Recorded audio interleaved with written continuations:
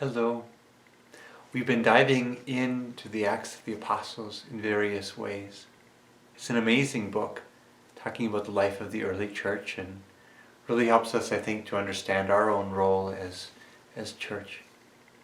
Certainly one of the aspects that we see within the Acts of the Apostles is the struggles that came about, as well as the successes of St. Paul's journeys.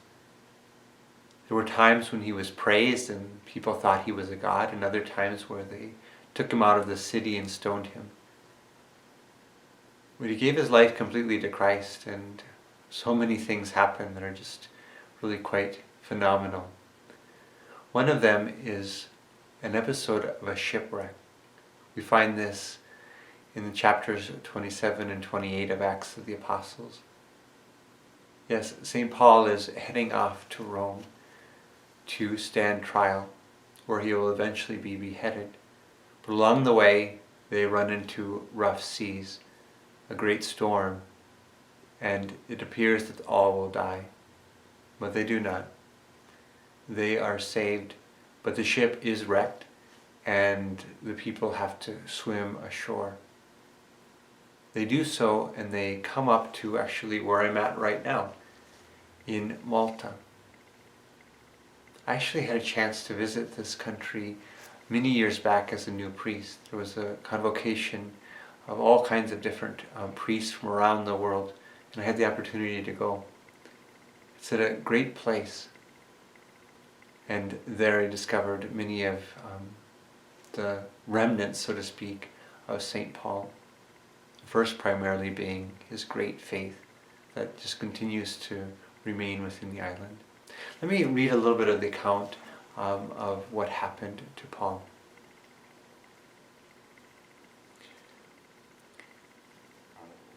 So it says that the soldiers planned to kill the prisoners so that none might swim away and escape. But the centurion wanted to save Paul and so kept them from carrying out their plan. He ordered those who could swim to jump overboard first and get to the shore. And then the rest, some on planks, others on debris of the ship. In this way, all reached the shore safely. Once they had reached safely, he learned that the island was called Malta. The natives showed us extraordinary hospitality. They lit a fire and welcomed all of us because it was beginning to rain and was cold. Paul had gathered a bundle of brushwood and was putting it on the fire when a viper, escaping the heat, fastened to his hands. When the natives saw this, the snake hanging from his hand, they said to one another, "This man must certainly be a murderer.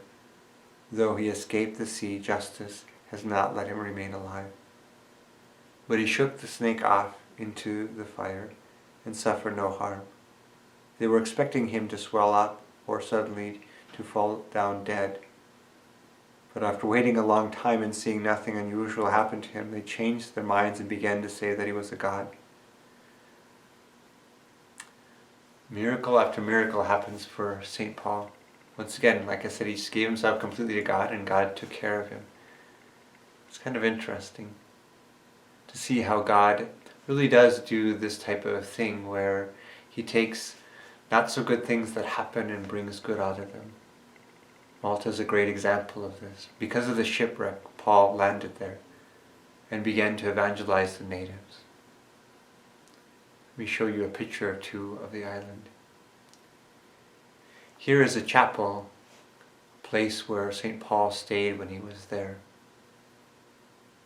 Here's a picture in front of a great church. There's churches everywhere there. This was for the final Mass. The faith really is quite amazing there. This is a fortress of maybe you've heard of the Knights of Malta. So this was a very key area, a very key stronghold for the Christian forces in the Middle Ages. The faith, being very vibrant, extends really all the way back to St. Paul. So it's neat how God does these things. Maybe it's something to ponder in your own life. We oftentimes have to deal with things we don't like, and yet, if we just trust, God can do great things with these things. You just have to kind of Let it happen and cooperate with His grace. Have a beautiful day and have a great week.